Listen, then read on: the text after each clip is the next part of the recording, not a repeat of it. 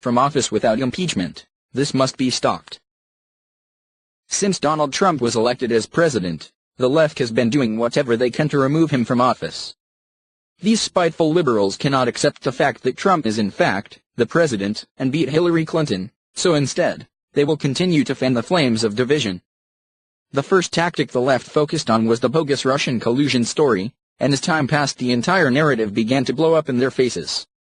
Every time the left thought they had a piece of so-called evidence to tie Trump to the Russians, it turned out to be a Clinton operative, which has only frustrated the Democrats to no end. Now, these hateful individuals are focusing on a new tactic to remove President Trump from office, and if we are not careful, they may get their wish. Over the past few weeks, we have witnessed an influx of sexual assault allegations coming out against politicians on either side of the aisle. Roy Moore, the Republican candidate for Alabama Senate, was hit with sexual assault allegations stemming from 40 years ago. Even though the claims were hardly corroborated and the chief accuser conceded that she did lie, the damage was already done, and Moore lost to the ultra-liberal Doug Jones last night.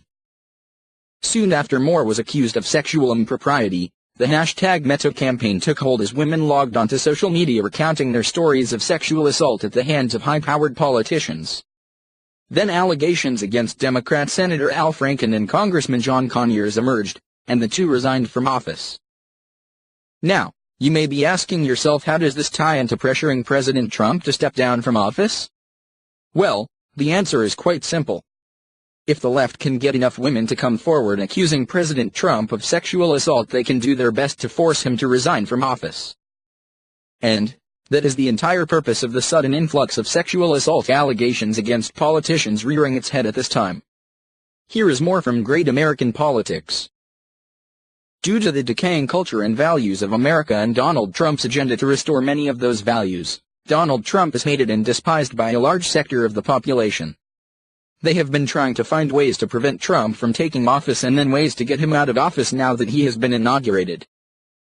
Democrats had put their hopes in the Russian election interference investigations, but so far, that seems to be backfiring on them, as there has been more evidence linking the Clinton campaign with the Russians than the Trump campaign.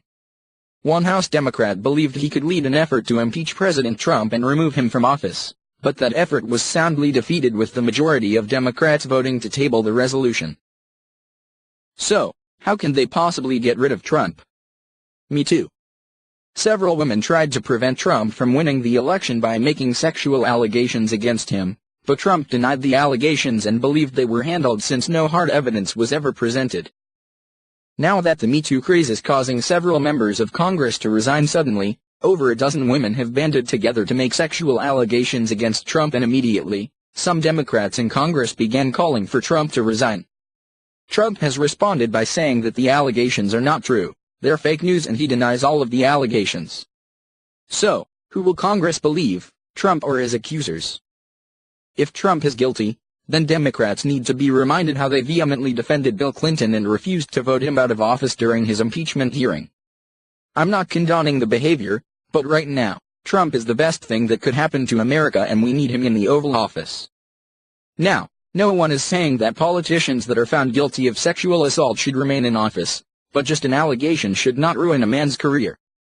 There is a reason that there are a statute of limitations, and if these women were genuinely assaulted by a politician or a person in power, there is no reason that there should not be a paper trail to corroborate their story of abuse. After years of silence, these women should not be given a platform to destroy someone based on what political office these men are for now, and that goes across the board. If these are the tactics that the left are going to use to silence their opposition, you can bet they will use them harder in 2018, and of course,